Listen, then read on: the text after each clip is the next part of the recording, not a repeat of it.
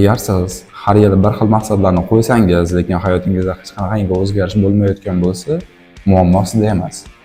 Bugun biz siz bilan mana shu muammo haqida gaplashamiz.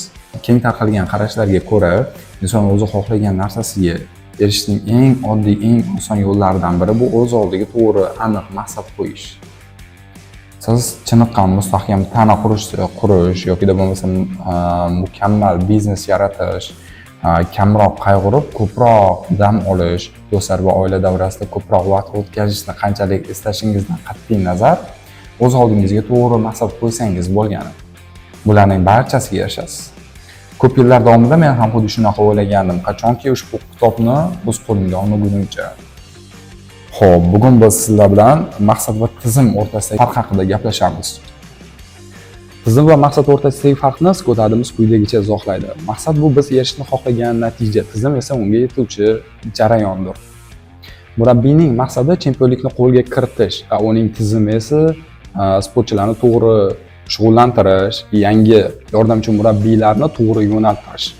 Biznesmenning maqsadi $1 million biznes loyihaga asos solish, kompaniyani yanada kengaytirish, lekin uning tizimi esa yanada yangi marketing strategiyalarini qo'llab ko'rish, yaxshi reklama agentstvalaridan foydalanish, yangi kadrlarni ishga qabul qilish. Shu yo'sinda savol tug'ilishi mumkin, maqsadga bor fokus qaratishdan o'rniga uni bir chekkaga surib qo'yib, faqat bor e'tiborni tizimga qaratsak muvaffaqiyatga erisha olmaymizmi? Menimcha ha, erisha olamiz. Har bir musobaqada qatnashdan maqsad albatta g'alaba qozonish. Lekin butun bir musobaqani oddiygina bir tablodagi raqamlarga qarab o'tkazish bu tentaklik bo'lgan bo'lardi. Agar yaxshiroq natijalarni xohlasangiz, yaxshiroq tizimni qurishingiz kerak. Agar xomashyo yaxshilansa, mahsulot o'zidan o'zi yaxshilanadi. Shu yo'sinda savol tug'iladi yana. Maqsadlar befoydami? Albatta yo'q, maqsad bizga kerak. To'g'ri yo'nalishni, biz yo'nalishimizni aniqlab olishimiz uchun biz bor e'tiborni ko'proq tizimga qaratganimiz yaxshiroq. Agar kun-kun faqatgina maqsadlar haqida o'ylab tizimni bir chetda qoldiradigan bo'lsangiz, hayotingizda bitta emas, bir nechta, hattoki ko'plab muammolarga duch kelishingiz mumkin. Masalan, birinchi muammo, muxolif va mag'lublarning har doim maqsadlari bir xil. Hech kim hech qachon bo'mish bo'lishni yoki bo'lmasam muvaffaqiyatga erisha olmaslikni, universitetga kira olmaslikni, har doim umrini oxirigacha o'sha 2 million, 3 million oyligida ishlab o'tishni xohlamaydi. Biz ko'pincha maqsad qo'yish deganda omon qolgan insonlarni hisobga olib, noto'g'ri tushunchaga kelib qolamiz. Omon qolgan insonlar, ya'ni bu ko'chma ma'noda muvaffaqiyatga erishgan insonlar. Bizni hayolimizda faqat ular yuksak maqsadlarni oldiga qo'yganligi uchun, o'sha yuksak maqsadlarga harakat qilganligi uchungina muvaffaqiyatli bo'ldi degan tushunchaga kelib qolamiz. Bu sog'lom fikrlash emas albatta. Lekin o'sha insonlar bilan birgalikda bir qatorda harakat qilgan, lekin muvaffaqiyatga erisha olmagan ko'plab insonlar bor edi, ular ko'zdan va e'tibordan chetda qolib ketgan. Ikkinchi muammo, maqsadga erishish bu oniy hodisa xolos. Tasavvur qiling, onangiz besaramjon ahvolda qoldi va siz uni tozalashga ahd qildingiz va qayerdandir o'zingizga kuch, shijoat topib uni tozaladingiz, xonangiz toza bo'ldi deylik.